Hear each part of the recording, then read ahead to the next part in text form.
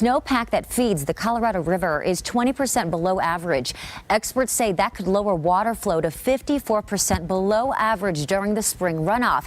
And if that happens, there could be water shortages here in Colorado and in Arizona, California, Nevada, New Mexico, Utah, and Wyoming. On April 9th, 2026, at 10:47 in the morning, the turbines inside Hoover Dam stopped spinning for the first time since 1936. Lake Mead had dropped to 953 feet, 3 feet above the elevation where the dam physically cannot generate power. And the snowpack feeding the river that fills that lake had just been measured at 0% of normal, a reading no model in 90 years has ever projected. 40 million Americans depend on that water, and nobody has told them what comes next. The countdown. What happened at Hoover Dam in April 2026 was not an accident. It was not a single catastrophic moment. No breaking news alert sent engineers scrambling at the last minute. What happened was a countdown. Well, the Colorado River has been mired in a drought for more than a decade and a half. The people managing it watched every step coming. They calculated it down to the day, and they could not stop it. April 1st. Lake Mead's surface elevation reads 953 feet above sea level. The minimum power pool elevation, the level below which the turbines at Hoover Dam physically cannot generate electricity, is 950 feet, 3 feet. That is the entire margin between a functioning dam and a dead one. The Bureau of Reclamation issues an internal operational warning. At current runoff projections, that margin disappears within weeks. April 4th. The Bureau of Reclamation convenes an emergency briefing with water managers from Nevada, Arizona, and California. The projections are not ambiguous. Lake Mead drops below the minimum power pool threshold by late April at current drawdown rates. When the drought started, Las Vegas's water use was relatively high. Nobody in the room argues. Nobody pushes back on the data. Everyone looks at the numbers and understands what they mean. The meeting ends without a press release. There is no plan to release one. The public is not told. April 7th. A secondary analysis from the United States Geological Survey lands with the weight of a verdict. Without significant unforeseen precipitation, which the National Weather Service rates at less than 3% probability, before June, Lake Mead reaches what engineers call dead pool elevation by late summer 2026. Dead pool is not just no power. Dead pool is the level at which water can no longer flow downstream through the dam at all. Not reduced flow, not emergency flow, no flow. The Colorado River stops moving. The river that built Las Vegas, that grows lettuce for 47 states, that supplies drinking water to Los Angeles and San Diego, stops at the wall of the dam. April 8th. Colorado's state water engineer files an emergency compact relief petition with the federal government. He does not receive a response. The 7-state agreement that has governed Colorado River water for over a century has no emergency exit clause. The system was never designed to fail. Colorado River is in pretty dire straits right now. April 9th, 10:47 in the morning, Mountain Time. The Bureau of Reclamation formally announces the suspension of hydroelectric generation at Hoover Dam. The turbines spin down. The power output flatlines. For the first time since the dam became operational in 1936, Hoover Dam goes dark, 90 years, through World War II, through the post-war boom that turned Las Vegas from a desert outpost into a neon metropolis of 2 million people, uninterrupted until April 9th, 2026. The mountains stopped delivering, the lake stopped rising, the turbines stopped turning. If you want more investigations like this, into the systems we depend on and what happens when they fail, hit subscribe and turn on the bell. And if you are already subscribed, drop the word Mead in the comments so I know you are with me on this one. The number that broke every model. The 0% snowpack reading is the reason all of this happened, and it is the reason none of it stops anytime soon. The Natural Resources Conservation Service publishes a monthly snowpack report. So I had about 80 feet of water, and this time that it's at 20 feet right now. For the Upper Colorado River Basin, water managers across the Southwest read it the way a pilot reads a fuel gauge. In April 2026, that report came out. The number printed next to the critical measurement zones above Lake Powell was not 10%, it was not 5%, it was 0% of median snowpack. The measurement stations on the highest peaks in Colorado and Wyoming, stations that have recorded snowfall every April for half a century, reported bare ground, not low snow, no snow. The worst snowpack reading ever previously recorded for this basin was 19%. That was in 2002, during a drought scientists were already calling a once-in-a-generation emergency. With 19% of normal snowpack, the Southwest was in crisis. Scientists had spent decades running worst case. Old models, none of those models included a zero. The minimum value in their projections was always something, a trickle, a poor year, a bad year, not nothing. Dr. Amanda Fielding, senior hydrologist at the Colorado Basin River Forecast Center in Salt Lake City, reviewed the April data and used language water scientists almost never use publicly.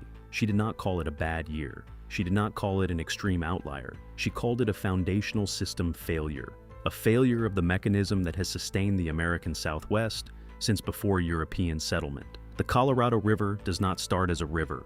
It starts as snow. Every winter, storms drop snow across the Rocky Mountains in Colorado, Wyoming, Utah, and New Mexico. That snow packs down across thousands of feet of elevation. In spring, it melts, draining into streams, feeding the Colorado River, filling Lake Powell and Lake Mead. That is the entire system. Mountains collect snow. Snow melts into rivers. Rivers fill reservoirs. Reservoirs sustain 40 million people across 7 states. In April 2026, the mountains delivered nothing. The spring 2026 runoff forecast. The water that should now be flowing from those bare peaks into Lake Powell is projected at 4% of average, a trickle. A trickle cannot sustain a civilization. And Hoover Dam, in case you have forgotten what it does, generates approximately 4 billion kilowatt hours of electricity annually at full capacity for Nevada, Arizona, and California. It controls flow to agricultural regions that produce roughly 15% of the nation's total food supply: lettuce, broccoli, citrus, cotton, shipping to all 50 states. It supports the municipal water infrastructure of Las Vegas, Phoenix, Tucson, Los Angeles, and San Diego. One concrete structure. The dam went dark on April 9th. The water behind it is still falling. The bathtub ring.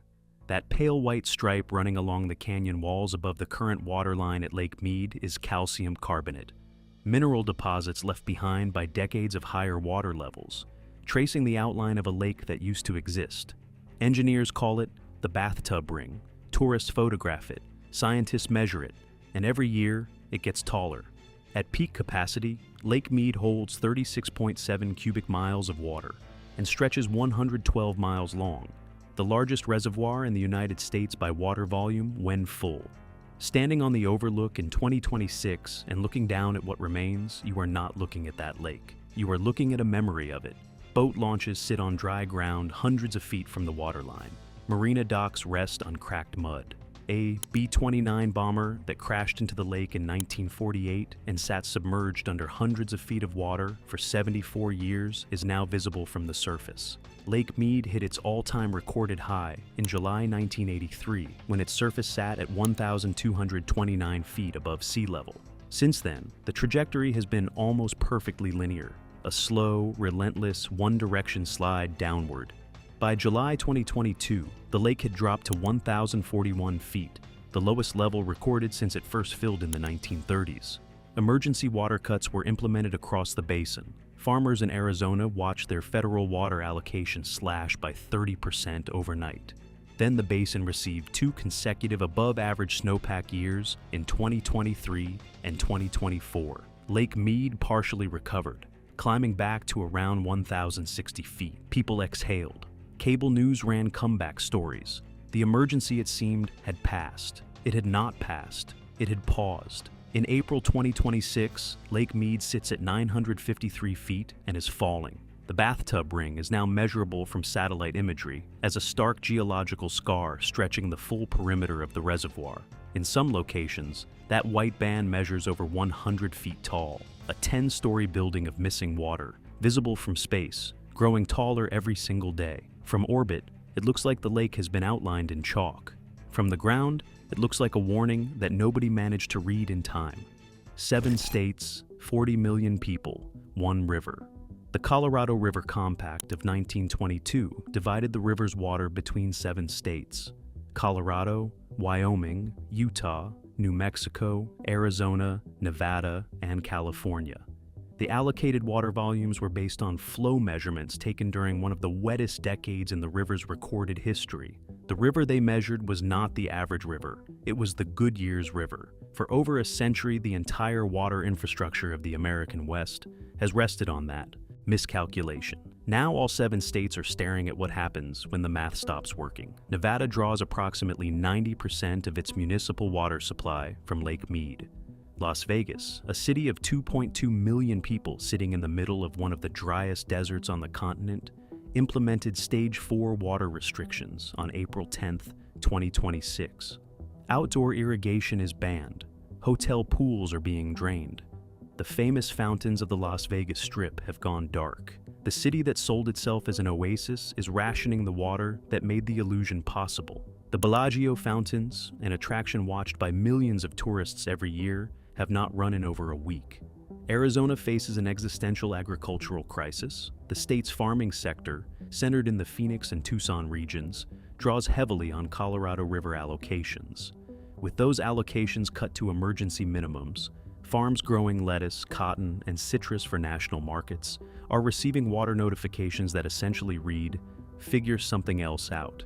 Arizona's Water Authority estimates that, without emergency groundwater substitution, crop losses in the 2026 growing season could exceed $7 billion. Grocery prices for leafy greens across the country are already projected to rise by double digits before the end of summer. The Yuma region alone produces 90% of America's winter lettuce. Most of that lettuce is grown with Colorado River water that no longer exists. California holds the most senior water rights in the lower basin, meaning it gets legal priority before Arizona and Nevada. But seniority means nothing if the lake physically does not contain enough water to deliver. The Metropolitan Water District of Southern California, which serves 19 million people across Los Angeles, San Diego, and the surrounding counties, activated emergency conservation protocols and is drawing down emergency storage reserves designed for short-term disruptions, not multi-year structural failure. Those reserves are projected to run out within 9 months at current draw rates. Utah and Colorado, as upper basin states, face a different but equally severe problem. Under the compact, they are legally required to allow minimum flow to pass through to the lower basin states every year, regardless of conditions. In a zero snowpack year, meeting that legal obligation means draining their own reserves to honor a contract written in 1922 by people who never imagined a dry year, much less a dry decade. Colorado's state water engineer filed an emergency compact relief petition with the federal government on April 8th. It has not received a response. 7 states, 40 million people, one river. And the river is almost gone. The climate signal. The 0% snowpack reading is not a fluke of weather variability, not a one-in-a-century anomaly the system will recover from if everyone waits long enough. It is the clearest signal yet that the Colorado River Basin has crossed into a fundamentally different climate regime, one the infrastructure of the American West was never designed to survive. Dr. Jonathan Weiss, paleoclimatologist at the University of Arizona's Laboratory of Tree Ring Research, has spent his career analyzing the Colorado River's flow history, going back over 1,200 years using tree ring data. His research, published in late 2025, identified what he calls a structural aridification signal in the basin, a drying trend so consistent, so deeply embedded in the regional climate data across more than a millennium of records, that it cannot be explained by natural variability alone. This is not weather, this is the region changing. The mechanism is not complicated. The American Southwest depends on a specific atmospheric circulations pattern that pulls Pacific moisture inland and deposits it as snow on the Rocky Mountains. That pattern is being disrupted by warming ocean temperatures and jet stream destabilization. The jet stream, which used to deliver reliable winter storms to the Mountain West, has been displaced northward. Storms that historically hit Colorado now slide north into Canada. The mountains wait, the snowpack does not come. Weather forecasters refer to it as a ridge of high-pressure parking over the western United States and refusing to move. For 3 of the last 4 winters, that ridge has been the dominant feature of the regional climate. Even when precipitation does fall, warmer temperatures mean more of it arrives as rain instead of snow. Whatever snow accumulates melts earlier in the season, before the reservoirs can capture it.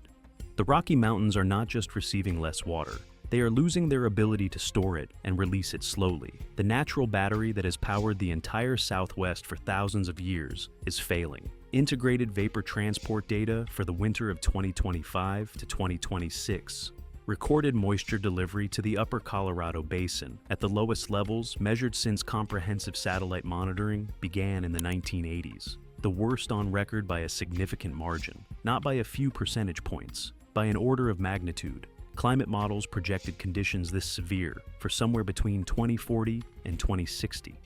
The scientists who built those models, who presented them to policymakers and were told the timeline gave the region room to adapt, were working with the best data available. They were wrong. The future did not wait for 2040. It arrived in April of 2026, decades ahead of schedule. The water managers who were planning for a slow, gradual transition now have to manage a sudden one. The infrastructure was built for a 20th century climate that no longer exists. On the ground.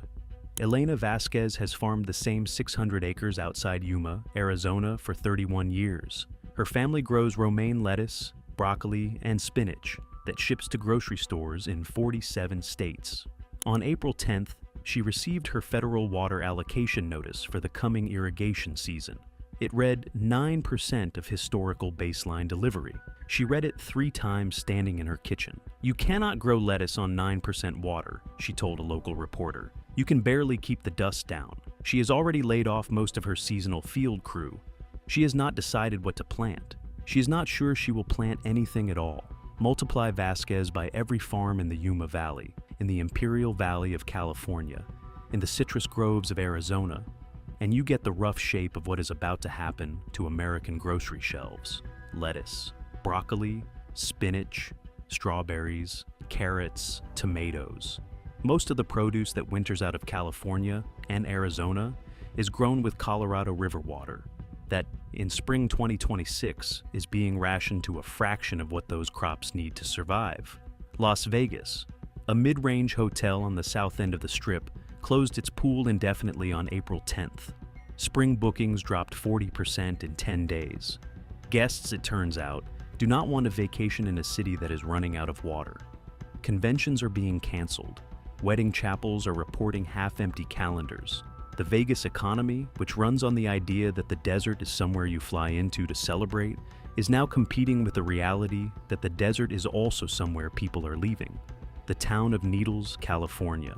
Residents opened their taps on April 11th and found reduced pressure and discolored water. Needles has no groundwater alternative, no desalination option, just the Colorado River. And right now, the Colorado River is barely there. Town officials are trucking in bottled water for the elderly and for residents on dialysis. The county has not yet declared an emergency. The state has not yet sent help. 1 week after the shutdown, Hoover Dam still stands exactly as it has stood since 1936. The concrete is unchanged. The Art Deco towers still catch the desert light. Behind that concrete, the water keeps retreating. Every day the bathtub ring climbs another inch. Every day Lake Mead drops a little lower. Every day 40 million people edge closer to decisions they were never supposed to face. The dam itself is not the story anymore. The water that is no longer behind it is the story, and nobody has a plan for what happens when the rest of it is gone. The window. The mountains are bare. The turbines are silent. The bathtub ring climbed another inch overnight, and another the night before that. If Lake Mead reaches dead pool elevation, the Colorado River stops flowing through Hoover Dam altogether. Not reduced, stopped. The river ends at a wall of concrete in the Nevada desert. 40 million people downstream of a river that no longer reaches them. So, here is what I want to know from you. If you live anywhere west of the Rockies, drop your state in the comments and tell me what you are already seeing. Higher water bills, brown lawns, restaurant signs about conservation, anything. And if you are watching this from somewhere the Colorado River does not reach, tell me whether you think the rest of the country owes the Southwest a bailout. or whether they brought this on themselves by building cities in a desert. I read every reply, and the comment section on this one is going to matter.